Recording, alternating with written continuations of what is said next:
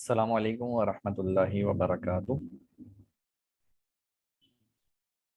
امید ہے کہ تمام ہی احباب بخیر و عافیت ہوں گے، اور میری آواز اگر کلیئر آ رہی ہو تو مجھے آگاہ فرما دیجیے،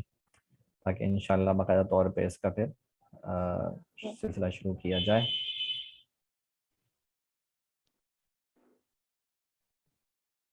جی سر، آ رہی ہے آپ کی آواز۔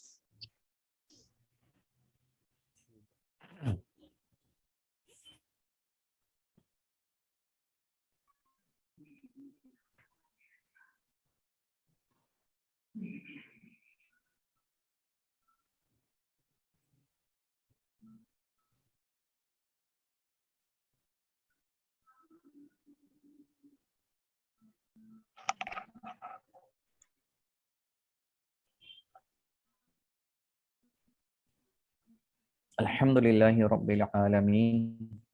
والصلاة والسلام علی سید الانبیاء والمرسلین، اما بعد فاعوذ باللہ من الشیطان الرجیم، بسم اللہ الرحمن الرحیم۔ قال اللہ تعالی فی الکلام العالی، ان اللہ وملائکتہ یصلون علی النبی یا ایہا الذین آمنوا صلوا علیہ وسلموا تسلیما۔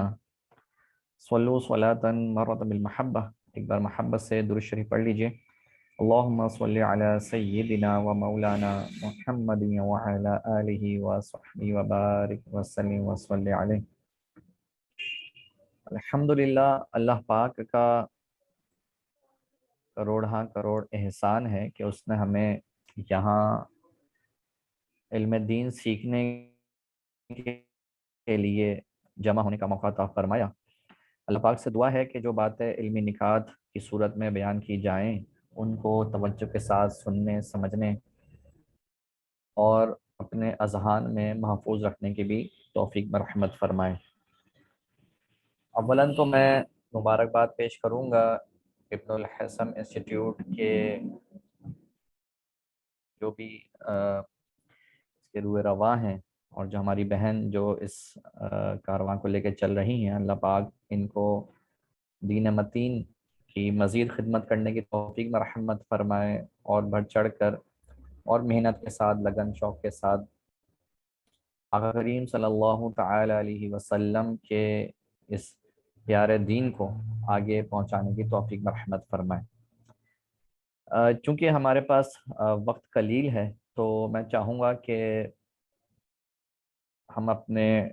ٹاپک کی طرف بڑھیں، اور اسی دوران انشاءاللہ دیگر جو شرکائے کورس ہیں وہ بھی ہمیں جوائن کر لیں گے۔ محترم شرکائے کورس، اللہ پاک نے قرآن مجید فرقان حمید میں ارشاد فرمایا، الحمدللہ رب العالمین، یہ تمام تعریفیں اللہ پاک کے لیے ہیں جو اس تمام جہاں کا رب ہے۔ یا اللہ پاک نے اپنا ابتدائی تعارف جو ہے وہ رب کے کلمے کے ذریعے بیان فرمایا، یعنی اپنی صفت ربوبیت کو یہاں پہ اللہ پاک نے ذکر فرمایا۔ رب کسے کہتے ہیں؟ رب کہتے ہیں کہ وہ ذات کے جو بتدریج درجہ کمال تک لے کے چلی جائے۔ اللہ پاک نے جو بھی مخلوقات بنائی ان سب کو بتدریج درجہ کمال تک لے کے گیا۔ اگر سب سے شاہکار تخلیق کو ہم دیکھتے ہیں تو وہ حضرت انسان ہے، اور حضرت انسان کی تخلیق کو اگر بغور مطالعہ کیا جائے تو انسان کی حیرت، انسان کی عقل جو ہے وہ شجدر رہ جاتی ہے کہ کس طرح اللہ پاک نے اس کو ایک نطفے سے ایک ایسے جسم میں، تناور جسم میں تبدیل کر دیا کہ جو پہاڑوں کا سینہ چیر کر اس میں اپنا راستہ بنا لیتا ہے۔ تو یہ اس کی ربوبیت کا اظہار ہے، اس کا بتدریج درجہ کمال تک لے کے چلے جانے کا اظہار ہے۔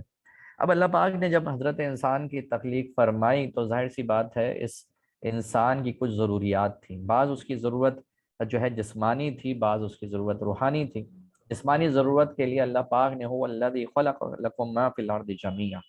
کہ وہ رب ہے جس نے جو کچھ بھی زمین میں ہے وہ تمہارے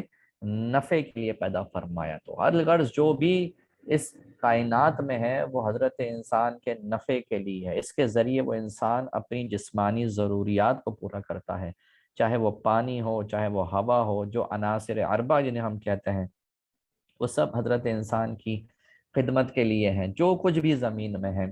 اور جہاں تک بات آ گئی اس کی روحانی تربیت کی، تو روحانی تربیت کے لیے اللہ پاک نے قرآن نازل کیا بواسطت انبیاء. وہ اپنا پیغام پہنچا دیا کہ جو انسان کی روحانی ترقی کر سکے، کہ جو اس کو انسان اور حیوان میں تمییز کرنے والا بنا دے. کیونکہ جو حیوان ہیں، جو دیگر جانور ہیں، وہ بھی تو بڑھ رہے ہیں، وہ بھی تو اپنی جسمانی ضروریات پوری کر کے ایک بڑے دیو ہیکل جسم اختیار کر لیتے ہیں. لیکن جو فرق آتا ہے وہ یہ کہ انسان اپنی روحانی ترقی کرتے ہوئے ان جانوروں سے ممتاز ہو جاتا ہے. تو بہرحال یہاں پر محترم احبہ عرض یہ ہے کہ اللہ پاک نے حضرت انسان کی روحانی ترقی کے لیے قرآن نازل فرمایا. قرآن مجید فرقان حمید وہ پیاری کتاب ہے جس میں جا بجا مختلف انداز میں انسان کی رہنمائی فراہم کی گئی، اور وہ رہنمائی اس کی طرف سے ہے کہ جو انسان کا صانع ہے، جو انسان کا خالق ہے. جیسے کہ آپ جانتے ہیں اور یہ بات بدیہی ہے کہ جب وہ ذات یا وہ شخصیت یا وہ جو ہے مطلب پرسنالٹی کہ جو کریٹر ہو، وہ اپنی کریشن کے بارے میں کوئی چیز بیان کرے تو وہ زیادہ بہتر بتاتا ہے بنسبت اس کے کہ جو کوئی اس کے علاوہ ہو.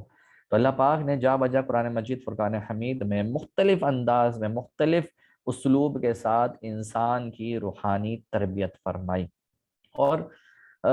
اسی تربیت میں ایک یہ بھی آتا ہے سلسلہ یا یہ بھی عنوان ہے کہ انسان کے مرنے کے بعد اس کا جو مال اللہ پاک نے زندگی میں اس کو برتنے کے لیے دیا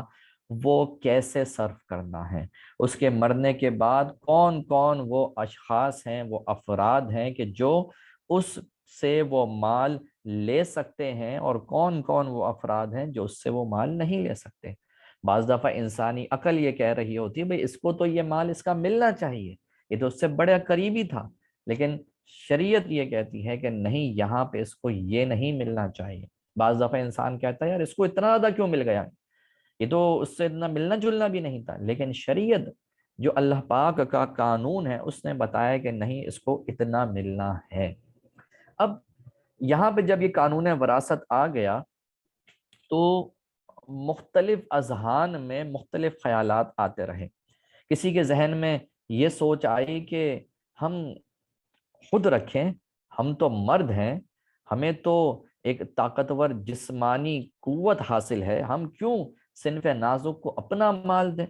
وہ بھی مال وہ کہ جو جب جس سے شادی ہوگی اس کے پاس دوسرے کے پاس مال لے جائے گی، کیوں ہم اس کو مال دیں. ارے اس کو کرنا کیا ہے، اس کو تو گھر میں ہی بیٹھنا ہے، اس کا کیا مال اس کو دینا ہے، اس کو کوئی مال نہیں ملے گا اس کو.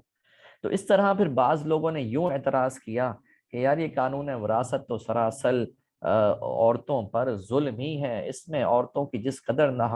جو حق تلفی کی گئی ہے وہ بالکل آیا ہے. تو آج کی ہم اس نشست میں یہ جانیں گے کہ اسلامی قانون وراثت یہ کیا تھا، کیسے تھا، اور کیا ہے، اور کیسے ہوگا، اور کس طرح اس کو زندگی میں اپنی زندگی میں ہم نے نافذ کرنا ہے. اور بالخصوص اس بات کا بڑی بھرپور انداز میں بہت زور سے یوں کہہ لیں کہ شد و مت کے ساتھ اس کا جواب دیا جائے گا کہ جو ایک ویسٹ کی طرف سے ایک ہمارے اوپر اعتراض آتا ہے اسلام کی قانون وراثت پہ کہ اس نے مردوں کو زیادہ دیا ہے اور عورتوں کو کم دیا ہے. تو انشاءاللہ اس کو بھی ہم ڈسکس کریں گے. لیکن یہاں پہ ایک میں ڈسکلیمر ڈال دوں کہ یہاں ہم قانون وراثت بیان کرنے نہیں آئے ہیں، یعنی یہ کوئی کورس قانون وراثت کا نہیں ہے، بلکہ قانون وراثت کے حوالے سے جو مختلف اشکال اور سوالات ہیں انشاءاللہ اس پر ہماری گفتگو ہوگی. تو اس سلسلے میں ہمارے جو مضامین ہوں گے جس پر ہم بحث کریں گے، سب سے پہلے ہم یہ جانیں گے کہ وراثت کیا ہے، وراثت کسے کہتے ہیں، اسی طرح وراثت کے بارے میں قرآن و حدیث میں کیا بیان کیا گیا ہے، زمانہ جاہلیت میں عورتوں کے کیا حقوق ہوا کرتے ہیں، یعنی اسلام لانے سے قبل، ایون کہ جو ہمارا جو ویسٹ ہے، یا یوں کہہ لیں کہ جو آج سے 200 سال 250 سال پہلے کا مغرب ہے، اس میں عورت کے بارے میں کیا تصور قائم کیا جاتا، اس کو کس انداز میں دیکھا جاتا، اور اسلام نے کیا رہنمائی کی، انشاءاللہ اس کا ایک تجزیہ ہمارے سامنے ہوگا۔ پھر اسلام نے عورتوں کو تحفظ دیا ہے یا نہیں دیا ہے تو اس کی صورتیں کیا ہیں، کس کس طرح جو ہے وہ اسلام نے عورتوں کو تحفظ دیا۔ پھر ایک جو کامنلی ریز کوشچن ہے کہ کیا اسلام نے عورت پر وراثت کے معاملے میں ظلم کیا ہے، انشاءاللہ اس کا بھی ہم ایک تائرانہ جائزہ لیں گے۔ اور پھر ایک بہت ہی اہم نقطہ اور اہم بات کہ اسلام نہیں، آج کا مسلمان ظلم کرتا ہے۔ یہ کیا مفروضہ ہے، یہ کیا قضیہ ہے، انشاءاللہ اس پہ بھی گفتگو ہوگی۔ اور پھر آخر میں ہماری ذمہ داری کیا بنتی ہے۔ تو سب سے پہلے اگر ہم وراثت کو دیکھتے ہیں کہ وراثت کسے کہتے ہیں، تو فرمایا کہ کسی شخص کے انتقال کے بعد اس کا چھوڑا ہوا مال وراثت یا میراث یا ترکہ کہلاتا ہے۔ یعنی مثال کے طور پر ایک شخص کی زندگی ہے، اس نے زندگی میں بہت سارا مال کمایا، مال کمانے کے بعد اس کے مال کا کیا ہوگا، یعنی اگر وہ شخص انتقال کر جائے، what to do with his property, his money، کیا کرنا ہوگا۔ تو بعض لوگوں نے مختلف انداز کے جو ہے وہ رویے اختیار کیے۔ کسی نے کہا کہ بھائی جو مال اس نے کمایا نا، وہ مال اسی کے ساتھ اس کی قبر میں رکھ دو۔ اور یہ آپ نے آج بھی دیکھا ہوگا، آج بھی مختلف جو ہے سوشل میڈیا کے پلیٹ فارمز پر اس طرح کے تصاویر شیئر ہوتی ہیں کہ ایک بندہ مرا اور اس کے ساتھ اس کی گاڑی، اس کا جو ہے وہ پیسے کے جو بریف کیس وغیرہ ہیں، وہ سب چیزیں ایک بڑی سی کور بنا کے اس کے اندر رکھی گئی۔ کیوں؟ کیونکہ بھائی یہ اپنا جو اس کا بعد کا معاملہ ہے، جو اس کی ہیئر آفٹر لائف ہے، اس میں یہ اس سے تمتع کرے گا، اس کو انجوائے کرے گا، تو لہٰذا اس کے قبر کے اندر ڈال دو۔ تو بہرحال اسلام نے کہا کہ نہیں، ایسا نہیں ہے، بلکہ اس کا مال جو ہے ایک خاص ترتیب سے اس کے ان رشتہ داروں کو ملے گا جن کا ان کے ساتھ ایک قریبی تعلق ہو اور مضبوط تعلق ہو۔ اسی طرح جس کا مضبوط تعلق ہو، قریبی تعلق ہو، تو اس کا حصہ زیادہ ہوگا، جس کا مضبوط تعلق ہو لیکن قریبی تعلق نہ ہو، اس کا حصہ قدرے کم ہوگا۔ اب اس کی کیا تفصیل ہے وہ انشاءاللہ آگے ہم ذکر کریں گے۔ قرآن مجید فرقان حمید میں اللہ پاک نے ارشاد فرمایا، لِلرِّجَالِ نَصِیبٌ مِّمَّا تَرَكَ الْوَالِدَانِ وَالْأَقْرَبُونَ وَلِلنِّسَاءِ نَصِیبٌ مِّمَّا تَرَكَ الْوَالِدَانِ وَالْأَقْرَبُونَ مِمَّا قَلَّ مِنْهُ أَوْ كَثُرَ نَصِیبًا مَّفْرُوضًا، کہ مردوں کے لیے اس مال میں سے وراثت کا حصہ ہے جو ماں باپ اور رشتہ دار چھوڑ گئے،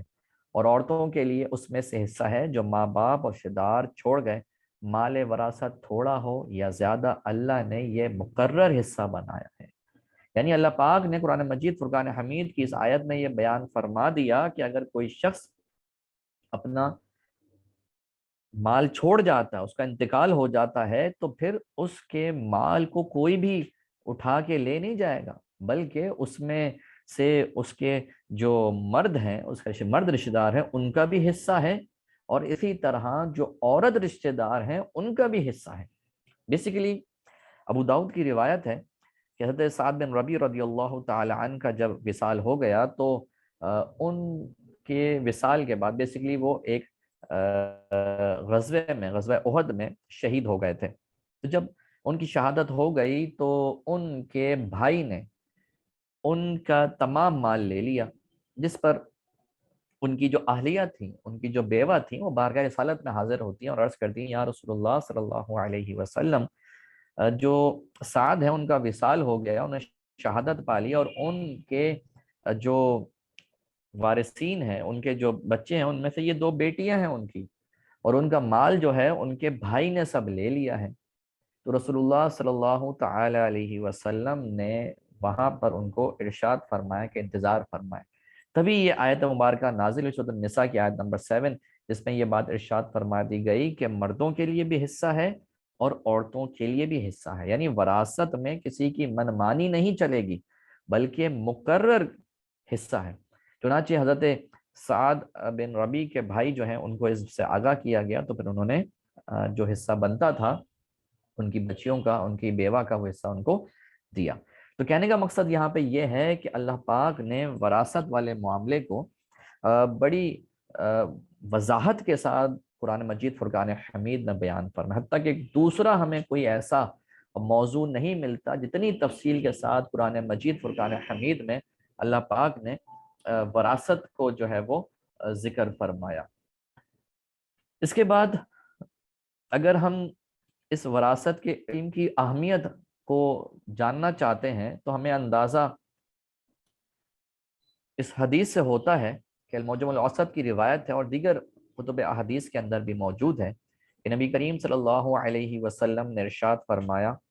کہ یا ابا ہریرہ تعلموا الفرائض فإنه نصف العلم وإنه ينسى وإنه أول ما ينزع من امتی۔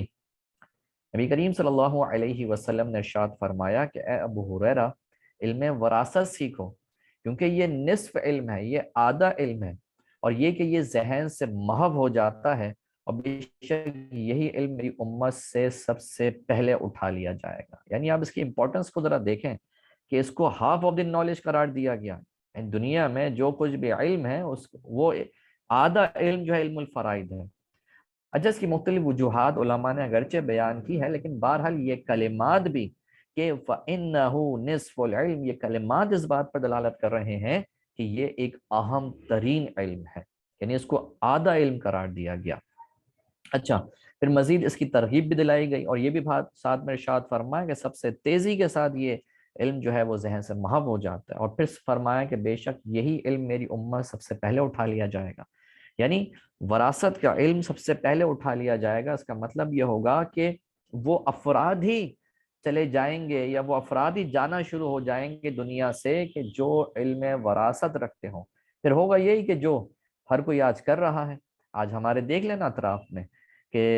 ایک بڑے صاحب بیٹھ جاتے ہیں، سفید داڑھی والے، سفید سوٹ والے، سفید ٹوپی والے، ان کو سب یہ سمجھ رہے ہوتے ہیں کہ بھائی یہ تو نور کا پیکر ہیں، یہ جو فرمائیں گے وہ حق فرمائیں گے، سچ فرمائیں گے، صدق فرمائیں گے، بس جیسا یہ کہیں گے ویسا ہم مان لیں گے۔ یہ بھی سلسلہ ہوتا ہے۔ یہ بھی ہوتا ہے کہ بڑے بھائی وہ روب والے ہیں، وہ پیسے والے، انہوں نے کہا بس جو میں کہہ رہا ہوں وہی چلے گا، بس تمہاری کوئی نہیں چلے گی، تم سائڈ میں ہو کے بیٹھ جاؤ۔ یہ بھی ہوتا ہے۔ تو بس جس کا جو دل میں آتا ہے وہ سوچے سمجھے بغیر وہ اپنی اٹکل سے مال جو ہے وراثت کا تقسیم کر رہا ہوتا ہے، حالانکہ اس کا پورا ایک علم ہے، پوری اس کی ایک سائنس ہے، پورا ایک میکینزم ہے کہ جب آپ علماء کرام، مفتیان کرام کی بارگاہ میں حاضر ہوتے ہیں تو وہ پھر آپ کو سوالات کر کے پھر آپ اس کا جواب دیتے ہیں۔ تو بہرحال اس سے اندازہ ہوتا ہے کہ علم وراثت کس قدر اہم ہے اور کس قدر اسلام نے اس کی امپورٹنس پر اہمیت دی ہے، اور اسلام ہی ہے جس نے یہ جو وراثت کا معاملہ ہے وہ عورت کے لیے روا رکھا ہے۔ لیکن قبل اس کے کہ ہم اس تک جائیں یا اس پر گفتگو کریں اور اس پر اس کی طرف بڑھیں، پہلے ہم یہ جاننا چاہتے ہیں کہ اسلام سے قبل یا اسلام کے علاوہ عورت کا کیا تصور ہوا کرتا، عورت کے بارے میں لوگوں کی کیا فکر ہوا کرتی، عورت کو کس انداز سے، کس نظر سے وہ دیکھا کرتے۔ تو آئیے پہلے اس کا ذرا ایک مختصر سا تجزیہ کر لیں۔ چنانچہ اگر ہم مال وراثت کے اعتبار سے ہی گفتگو کریں تو عورتوں کو مال وراثت تو ملنا دور کی بات، ان کو خود ہی مال وراثت قرار دیا جاتا تھا۔ جی ہاں، کہ جب کسی شخص کا انتقال ہو جاتا تو اس کی بیوہ بطور مال وراثت دیگر لوگوں میں تقسیم ہوتی، اس کا بیٹا اس سے نکاح کر لیتا۔ یہ زمانہ جاہلیت میں عام تھا، رائج تھا، شائع و زائد تھا۔ اسی طرح عورت کو اس دور میں لٹکا کر رکھتے تھے، نہ طلاق دیتے تھے نہ اور حقوق ادا کرتے تھے۔ یعنی اس دور میں عورتوں کے ساتھ جو رویہ ہوا کرتا وہ اس طرح ہوا کرتا جیسا کہ کوئی شخص آج کے دور میں اپنے کسی پالتو جانور کے ساتھ بھی نہیں رکھتا۔ مثال کے طور پر کسی عورت سے اس کے مرد کی انبن ہو گئی تو مرد نے کہا کہ میں نہ تجھے طلاق دوں گا اور نہ تیرے حقوق ادا کروں گا، اور وہ اس کو لٹکا کے رکھتے۔ اچھا، طلاق اس لیے نہیں دیتے، طلاق اس لیے نہیں دیتے کہ وجہ یہ ہوتی کہ اگر میں طلاق دے دوں گا تو کسی اور کے پاس چلی جائے گی، اور یہ مجھے کیسے گوارا ہو کہ میرے ماتحت رہنے والی عورت کسی اور کے پاس چلی جائے، لہٰذا وہ طلاق نہ دیتے۔ اچھا، حقوق بھی ادا نہیں کرتے، قسم کھا لے تو اس سے حقوق کا بھی ادا نہیں کروں گا۔ تو یہ ایک معلق اور ایک تعلیق کی صورت تھی، اس کو ایک یوں سمجھ لیں کہ ایک لٹکا کے رکھ دیا تھا کہ نہ ادھر کی نہ ادھر کی، بھیا تو طلاق دے کے فارغ کرے یا پھر اپنے ساتھ رکھ، صحیح اس کے حقوق دے، نہیں۔ تو یہ ظلم تھا، یہ بربریت تھی۔ اسلام نے آ کے باقاعدہ طور پہ ایلا کے احکام بیان فرمائے کہ ایلا جو ایک اصطلاح ہے فقہ کی، اس میں اللہ پاک نے قرآن مجید میں اس کے بارے میں ارشاد فرمایا کہ وہ لوگ جو ایلا کرتے ہیں تو ان کو چاہیے کہ، یعنی قسم کھاتے ہیں کہ وہ عورت سے کبھی تعلق قائم نہیں کریں گے، تو اگر 4 مہینے انہوں نے یہی معاملہ اپنائے رکھا تو اس کی عورت کو ایک طلاق بائن پڑ جائے گی، جی ہاں، وہ نکاح سے نکل جائے گی۔ تو اس طرح اللہ پاک نے عورتوں کو اس قید سے آزادی دی، جو قید اس دور جاہلیت میں جوہلا نے عورتوں پہ ڈال رکھی تھی، اسلام نے آ کے اس قید سے عورت کو آزاد کیا۔ پھر مزید ظلم و ستم کی کہانی آگے بڑھتی ہے کہ مرد کے ساتھ اس کی عورت کو بھی مار دیا جاتا تھا۔ مرد کا انتقال ہوا، عورت تو جی کے کیا کرے گی بھائی، یہ تو سب کچھ چلا گیا، تو بھی ساتھ مر جا۔ اور یہی ہمارے ہاں ہندوستان میں بھی روا رہا کہ عورتوں کو ان کے ساتھ زندہ جلا دیا جاتا۔ اسی طرح بہت مشہور و معروف بات ہے کہ زمانہ جاہلیت میں جو بیٹی پیدا ہوتی تو اس کو بڑا عیب سمجھا جاتا، اس پہ شرم ہوتی، اس کو باعث ننگ و عار سمجھا جاتا، اور یہی وجہ ہوتی کہ عورت کو، یعنی اس کی جو بچی ہوتی ہے، اس کو زندہ ہوتے ہی دفنا دیا جاتا تھا۔ اسی طرح اب آگے بڑھتے ہیں، وہی ویسٹ جس کے آج ہر سو چرچے ہیں اور اس کی بڑی باتیں ہوتی ہیں کہ بھئی ویسٹ میں تو یہ ہوتا ہے، بھئی ویسٹ میں تو وہ ہوتا ہے، تو بھئی ویسٹ میں تو یہ رائٹس دیے گئے ہیں، اور جو فریڈم ہے اور جو وہاں پہ آزادی کے علم گاڑے جا رہے ہیں، تو اس کا بڑا چرچہ ہمارے یہاں بھی ہوتا ہے۔ تو وہاں ان کا کیا حال تھا اس دور میں جب اسلام اپنے عروج پر تھا؟ تو وہاں عالم یہ تھا کہ باقاعدہ طور پہ ڈاکٹر عبدالعزیز جو اسلامک اسٹڈیز کے ان کی کتاب اس میں پڑھائی جاتی ہے، تو وہ یہ لکھتے ہیں اپنی کتاب میں کہ 200 سال پہلے عورت کے انسان ہونے پر بحث کی جاتی تھی کہ یہ ہیومن ہے بھی یا نہیں، یہ کوئی چمپینزی کی نسل سے تو نہیں ہے، کوئی چمپینزی تو نہیں ہے، کوئی دوسری کوئی نسل تو نہیں ہے۔ تو آپ امیجن کریں ان کا اسٹیٹ آف مائنڈ کیا ہوا کرتا کہ اس انداز میں وہ عورتوں کو دے رہے، جب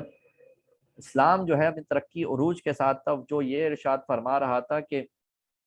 عورتوں کے اپنے حقوق وہ دے رہا تھا، اور جو اسلام نے مقام دیا وہ انشاءاللہ آگے ہم ڈسکس کرتے ہیں۔ لیکن کہنے کا مقصد یہ ہے کہ یہاں پر ان کا لیول یہ تھا کہ وہ عورتوں کے بارے میں یہ بحث کر رہے تھے کہ کیا عورت بھی انسان ہے۔ اسی طرح یہ بحث بھی ہوتی کہ کیا عورت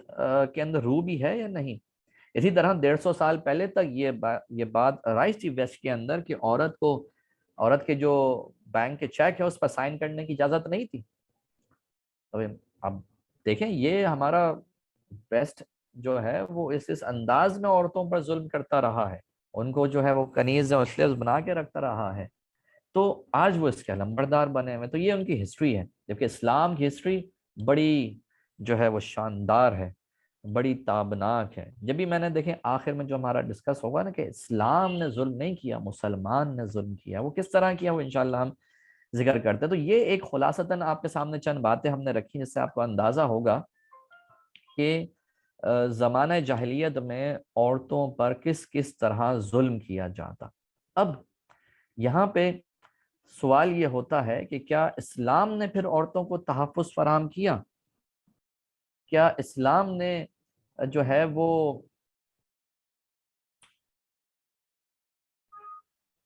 عورتوں کے لیے عورتوں کو کچھ مقام دیا؟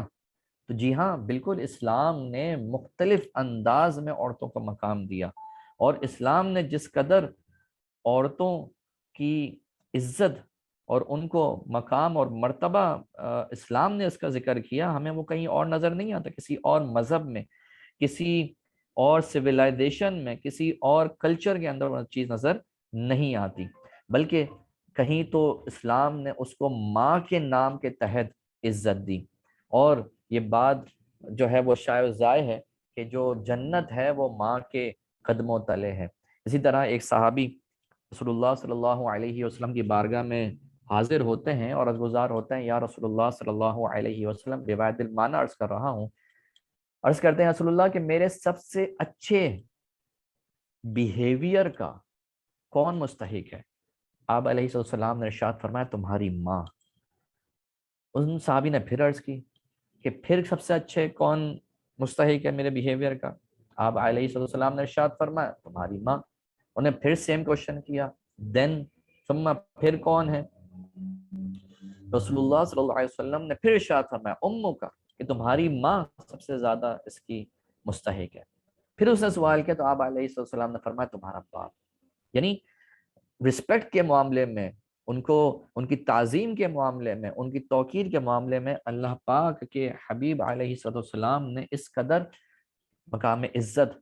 ان کو عطا فرمایا، عورتوں کو عطا فرمایا۔ اسی طرح عورتوں کے لیے باقاعدہ طور پہ حقوق مرتب فرمائے، ان کے وراثت میں حقوق مرتب فرمائے، کہ وہ جو ہم نے زمانہ جاہلیت کی مختصر سی تصویر آپ کے سامنے رکھی کہ جہاں ان کو بطور مال وراثت تقسیم کیا جا رہا ہے، اللہ پاک نے، اللہ پاک کے رسول نے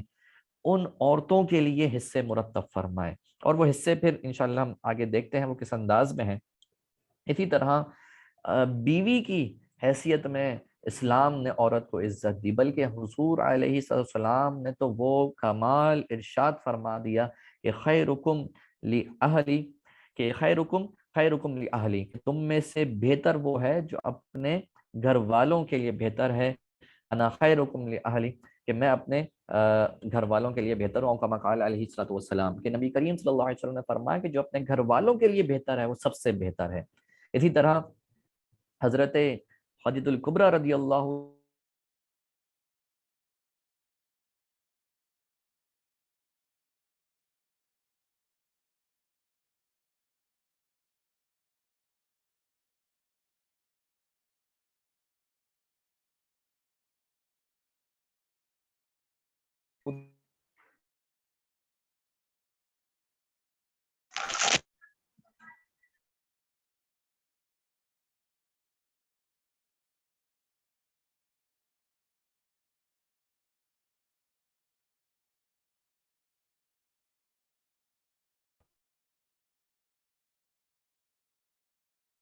اگر میری آواز آ رہی ہے تو مجھے آپ کائنڈلی انفارم کر دیں تاکہ پھر اس کو ہم کیری آن کریں۔ جی آپ کی آواز آ رہی ہے۔ ٹھیک ہے، تو بہرحال ہماری گفتگو اس حوالے سے چل رہی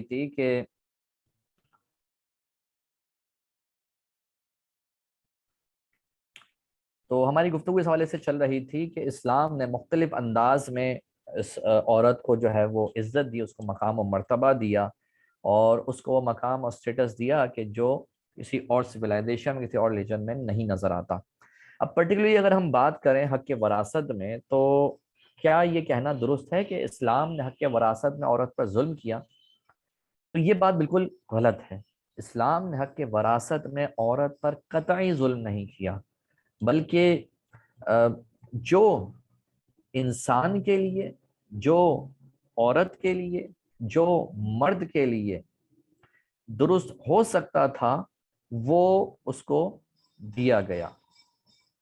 یہاں پر میں بات یہ عرض کرنا چاہوں گا کہ بعض صورتیں ایسی ہیں جیسے نارملی ایک اعتراض ہوتا ہے بھائی عورت کو جو ہے وہ کم دیا ہے اور مرد کو زیادہ دیا ہے، تو بھیا مسئلہ یہ ہے کہ بعض صورتیں ایسی ہیں کہ جس میں مرد کو جو ہے وہ محروم رکھا ہے، یعنی ہی ول گین نن، کچھ بھی اس کو حاصل نہیں ہوگا، اور عورتوں کو دیا ہے، مثلا نانا اور نانی، کہ نانا کو کچھ حاصل نہیں ہوگا لیکن نانی ہے تو نانی کو سدس حاصل ہوگا، 1/6 حاصل ہوگا، تو مرد بالکل اس کو کچھ حاصل نہیں ہو رہا لیکن عورت کو حاصل ہو رہا ہے۔ اسی طرح بعض صورتیں ایسی ہیں کہ جس میں برابر دیا ہے، جیسے دادا اور دادی کو برابر برابر ملتا ہے، جبکہ میت کی اولاد موجود ہو تو دادا اور دادی کو 1/6 ایکولی ملتا ہے۔ اسی طرح جو ماں شریک بہن بھائی ہوتے ہیں، جنہیں ہم اپنی فقہ کی اصطلاح میں اخیافی بھائی بہن کہتے ہیں، ان کو ایکول ملتا ہے، یعنی اگر کسی شخص کا انتقال ہوا، اس کی ماں اور دوسرے کی ماں ایک ہی ہے، جیسے ہم ماں شریک بہن بھائی کہتے ہیں، تو ان میں اس عورت کو اور اس مرد کو ایکول ملے گا، برابر ملے گا۔ ہاں بیٹے کے ساتھ بیٹی کو بیٹے کے مقابلے میں نصف ملتا ہے، لیکن اس کی وجہ ہے۔ اس کی وجہ کیا ہے؟ اور یہ بڑی انٹرسٹنگ ہے، اس کو آپ سمجھیے گا۔ قرآن مجید فرقان حمید میں ارشاد فرمائے للذکر مثل حظ الانثیین، کہ مرد کے لیے عورت کی مثل، عورت کے مقابلے میں دو مثل ہیں، یعنی دو گنا ہے۔ یعنی اگر ایک حصہ عورت کو مل رہا ہے تو دو حصے مرد کو ملیں گے۔ تو اس بات کو بنیاد بناتے ہوئے ہمارے بعض لبرل دوست جو ہیں وہ یہ کہتے ہیں کہ بھائی اسلام نے بڑی زیادتی کی، اسلام نے بڑا ناانصافی والا معاملہ کیا۔ تو میں یہ کہتا ہوں اس کی ایک وجہ ہے۔ وہ وجہ کیا ہے؟ اس کو وجہ کو سمجھنے کے لیے ایک طرح مختصر سی ایک کہانی سماعت فرمائیے۔ وہ کہانی یہ ہے کہ بھائی شکور صاحب ہیں، شکور صاحب کے دو بچے ہیں، ایک کا نام ہے اصغر چھوٹا، اور ایک بڑا بیٹا ہے ان کا نام ہے اکبر، ٹھیک ہے۔ اصغر جو ہے وہ اپنے والد صاحب شکور صاحب سے کہہ رہا تھا کہ ابو مجھے جانا ہے، مجھے لاہور گھوم کے آنا ہے، لاہور گھومنے جانا ہے، لاہور گھومنے جانا ہے۔ تو اب اتنا پیچھے پڑا کہ ابا نے کہا چلو ٹھیک ہے بھائی، تم اپنے بھائی اکبر کو ساتھ لو، بڑے وہ بڑا ہے اس کو ساتھ لو، اور تم دونوں لاہور کے لیے چلے جاؤ۔ اب اکبر اور اصغر ان دونوں کو ان کے والد صاحب نے اکبر کو دیے 15,000 روپے اور اصغر کو دیے 10,000 روپے۔ اب قریبی کھڑی ہوئی ان کی اماں تھی، اماں نے بولا کہ بھائی یہ کیا آپ نے انصاف کیا، آپ نے تو چھوٹے والے کو کم دیے اور بڑے والے کو آپ نے زیادہ دے دیے، اکبر کو آپ نے 15 دیے اور اصغر کو آپ 10 دیے، یہ تو ناانصافی ہو گئی، یہ تو اچھی بات نہیں ہے، آپ کی اولاد ہے، آپ دونوں کو برابر دینا چاہیے۔ اب یہ سننا تھا کہ اصغر بھی بول اٹھا کہ جی ابو آپ نے مجھے کم دیے اور بھیا کو زیادہ دیے اور اکبر کو زیادہ دیے۔ تو شکور صاحب جو سمجھدار تھے انہوں نے بتایا کہ بیٹا بات یہ ہے کہ اکبر تمہارے بڑے بھائی ہیں، ان کو پتا ہے کس طرح ٹریول کرنا ہے، کس طرح ٹکٹ لینا ہے، کس طرح ہوٹل لینا ہے، کس طرح اس کا رینٹ دینا ہے، کس طرح آپ نے کھانا کھانا ہے، کہاں جانا ہے، ٹیکسی والوں کو کتنا دینا ہے، ان سب کی معلومات اکبر جو بڑے ہیں ان کو باہر کی دنیا کا زیادہ پتا ہے، لہٰذا یہ ایک بہتر انداز میں وہ معاملات کر لیں گے، وہ سارے ایکسپینسز وغیرہ وہ ڈیل کریں گے، تمہیں کچھ کرنے کی ضرورت نہیں ہے، بس تمہارے 10,000 ہیں، تم اس کو انجوائے کرنا، ٹھیک ہے۔ ہاں جتنے بھی ایکسپینسز ہوں گے ٹکٹ کے، ریل کے، اور جتنے بھی ٹریولنگ کے ہوں گے، کھانے پینے ہوں گے، وہ سب اکبر کے ذمے ہیں، وہ اکبر کریں گے۔ تو اب یہاں پہ اکبر بھی تھوڑا سا حیران ہوتا ہے کہ ابو مجھے آپ نے کیوں دیے؟ تو انہوں نے بھی وہی وجہ بیان کی کہ بھائی تم بڑے ہو، تم سمجھدار ہو، تم کرو۔ تو اب جب نتیجہ نکلا تو پوری فیملی یعنی اکبر، اصغر اور ان کی والدہ سمجھ گئی کہ ہاں ان کے والد صاحب نے صحیح فیصلہ کیا۔ کیوں؟ کیونکہ یہاں پر اصغر کے ساتھ کوئی ناانصافی نہیں ہے، اصغر کو پیسے اگرچہ کم ملے لیکن وہ جتنے بھی ملے وہ ٹوٹل اسی کے ہیں، وہ اس کو انجوائے اس نے خود کرنا ہے، اس نے نہ ریلوے کے ٹکٹ دینے، نہ اس نے ایکسپینسز ہوٹل کے دینے، نہ رینٹ دینا ہے، نہ اس نے کھانے کا خرچہ اٹھانا ہے، سب کی ذمہ داری کس پر ہے؟ سب کی ذمہ داری اکبر پر ہے، کیونکہ وہ بڑا ہے، اس کو باہر کے حالات معلوم ہے، تو لہٰذا اس کا حصہ بڑا رکھا، اس کا حصہ زیادہ رکھا، تاکہ اس تمام باہر کے معاملات کو دیکھ لے اور اس کے اپنی بھی ضروریات پوری ہو جائیں، اور پھر اصغر تو انجوائے کرے۔ تو ایسے ہی اسلام نے مرد اور عورت کے مقابلے میں ساری ذمہ داری جو ہے باہر کی وہ مرد پہ رکھی ہے، کہ مرد ہی پر سارا نفقہ ہے، عورت کی جتنی بھی ضروریات ہیں ان سب کا ذمہ دار اللہ پاک نے مرد کو بنایا ہے، کہ اگر وہ بیٹی ہے تو اس کے ذمہ داری مرد پر ہے کہ وہ اس کے اخراجات اٹھائے، اس کو جہاں جانا ہے، جہاں آنا ہے، جو بھی اس کے نیڈز ہیں وہ سب ذمہ داری مرد پہ رکھی ہے کہ وہ اس کے ایکسپینسز اٹھائے۔ اگر شادی ہو جاتی تو ایون دین وہ پارٹی ہے، وہ زرداری کی بیٹی اگرچہ ہو تب بھی اس کے جو اخراجات ہیں وہ اس کے شوہر کے ذمے ہیں۔ اگر شوہر نہیں رہتا تو پھر اس کے دیگر رشتہ دار ہیں، دیگر رشتہ دار نہیں ہیں تو اسٹیٹ کے ذمے، بیت المال کے ذمے، حاکم اسلام کے ذمے جو ہے اس کے اخراجات ہیں۔ تو جب اس کے اپنے اوپر اس کے اخراجات ہیں ہی نہیں تو پھر اس کو اتنا زیادہ دینا اور دوسرے کو جس کے اوپر اخراجات ہیں اس کو اس کے برابر لے کے جانا، کیا دوسرے کے ساتھ ناانصافی نہیں ہے؟ کیا یہ پرسپیکٹو ہمارے سامنے نہیں ہے؟ تو ہمارے ہاں بیسیکلی اللہ پاک نے عورت کو دیگر گھر کے جو معاملات ہیں، امور خانہ داری ہیں، ان کے لیے اس کی ذمہ داریاں لگائی ہیں کہ اولاد کی تربیت اس نے کرنی ہے، گھر پہ رہ کے اپنے اور اپنے گھر والوں کی عزت کا تحفظ کرنا ہے، یہ سارے معاملات اس نے کرنے ہیں، بلکہ کما کے لے کے آنا اور اس کی تمام اخراجات کو چلانا یہ سب مرد کے ذمہ کیا ہے۔ ہاں بعض جگہ ایکسیپشنل کیسز ہیں، لیکن آپ جانتے ہیں جو لا بنتا ہے وہ ایکسیپشنل کیسز پہ نہیں بنتا، وہ ایک جنرل آبزرویشن میں بنتا ہے، چاہے وہ کوئی سا بھی لا ہو۔ ہم اپنے صرف کے، نحو کے اور دیگر علوم میں جو علوم پڑھتے ہیں، سائنس، ایون کہ سائنس کے لاز جو ہیں یہ جنرل بیسس پہ ہوتے ہیں، ان میں ایکسیپشنل کیسز ہوتے ہیں، تو ایکسیپشنل کیسز وہ الگ ہیں، لیکن جنرل لا کے طور پہ ہم یہی دیکھتے ہیں کہ وہاں پر اگرچہ عورت کو کم ملا ہے لیکن وہ ٹوٹل اس کے لیے ہے کہ وہ اس سے تمتع کرے، وہ اس کو انجوائے کرے، اس کے اوپر ذمہ داری نہیں رکھی کہ بھائی تم نے خرچہ کرنا ہے، اوروں کے اوپر ڈالا ہے تم خرچہ کرو۔ اب وہ نہیں کرتے تو وہ ایک الگ مسئلہ ہے۔ اسی لیے ہم کہتے ہیں کہ اسلام نے نہیں، آج کا مسلمان ظلم کرتا ہے، اسلام نے تو یہ ذمہ داری دیگر لوگوں پہ ڈالی ہے، دیگر مردوں پہ ڈالی ہے، دیگر ریاستی اداروں پہ ڈالی ہے کہ وہ اس عورت کا، اس بیوہ کا جو ہے وہ خرچہ اٹھائے۔ لیکن ہم تو اسلام لانے کے ہی یہاں پہ خواہش کا اظہار نہیں کرتے، ہم تو چاہتے ہی نہیں کہ اسلام آئے یہاں پہ۔ تو اسلام نے ظلم نہیں کیا، مسلمان جو ہیں وہ ظلم کر رہا ہے آج کا، وہ مختلف انداز میں ظلم کر رہا ہے۔ کبھی تو وہ بیٹی اور بہن کو حصہ نہ دے کر ظلم کرتا ہے، کہ کیوں؟ کیونکہ اس کی شادی پہ خرچہ کر دیا تھا نا بھائی، اب شادی میں بھی لاکھوں روپے خرچ کر دیا، اب اس کو وراثت میں سے بھی دیں، کیوں دیں؟ اتنا تو پیسہ اس کے اوپر خرچ کر دیا۔ اسی طرح بیٹی اور بہن سے حصہ معاف کروا لیتے ہیں، کیونکہ یار یہ تو گھر، غیر کے گھر جائے گی نا، ہمارا سارا مال ہمارے باپ نے اتنی جو ہے وہ محنت سے اور مشقت سے کمایا تھا، وہ سب کا سب جو ہے وہ چلا جائے گا غیر کے گھر میں، تو بھائی نہیں، بھائی نہیں، اس سے معافی کرواؤ، اس کو تھوڑے سے واسطے دیے، ایموشنلی بلیک میل کیا اور اس سے پھر حصہ معاف کرا لیا، تو قطعی طور پر درست نہیں ہے۔ میرے خیال میں شاید میٹنگ اینڈ ہونے والی ہے۔